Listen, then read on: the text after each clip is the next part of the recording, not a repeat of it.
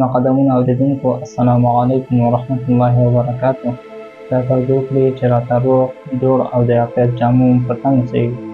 نو عزیزان وغواړم نن تاسو ته د حضرت محمد صلی الله علیه وسلم د پیژندنې په 5م درس کې 5 کلمات په ډېر لاند او صریح الفاظ سره په شکل د سوال او ځواب تاسو ته بیان کړم. خو مخکې له هغې نه غواړم تاسو ته دا ووایم هغه وروڼو او خویندې چې زموږ مخکیني درسونه یې نه دي لیدلي هغوی د مهرباني وکړئ هغه درسونه دې وویني.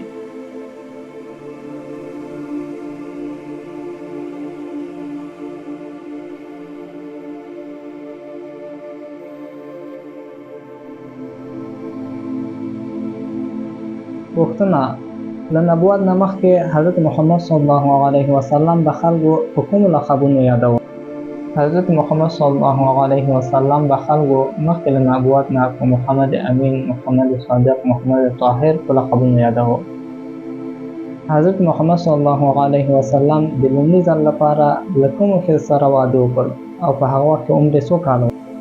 حضرت محمد صلی الله علیه وسلم د لومړي ځل لپاره له بیبي خدیجې رضی الله عنها سره واده وکړ. په هغه وخت کې عمر 25 کاله و.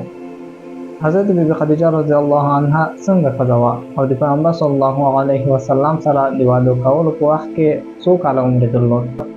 حضرت بیبي خدیجه رضی الله عنها ډېره پاکدامنه او ښه ښځه وه. حتی خپل قوم په منځ کې په طاهره عفیفې سره مشهوره وه. دوی مخکې له پیغمبر صلی الله علیه وسلم نه د دغو خاوندانو سره نور هم واده کړی و چې هغوی پرله پسې وفات شوي وو.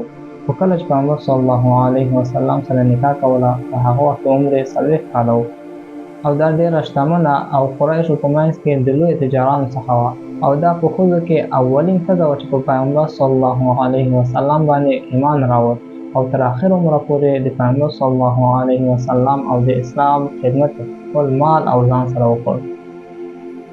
آیا حضرت محمد صلی الله علیه وسلم پرته له بیبي خدیجې رضی الله عنها څخه له نورو ښځو سره هم واده کړی و؟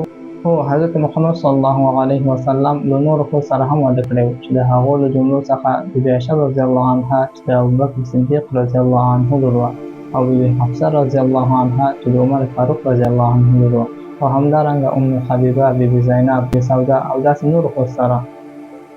آیا د حضرت محمد صلی الله علیه وسلم ټولې ښځې ځوانې او پیغلې وې؟ نه، د حضرت محمد صلی الله علیه وسلم په ښځو کې یو بیبي عایشه رضی الله عنها پیغله وه، نور ټولې کونډې او عمرونه یې زیات وو. دا زموږ نننی درس. په بل درس کې تاسو ته یو لوی اعتراض چې کافرانو په حضرت محمد صلی الله علیه وسلم باندې کړی انشاءالله تاسو ته بیانوم. تر بل درسه پورې مو الله سبحانه وتعالی ته سپارم. السلام علیکم ورحمت الله وبرکاته.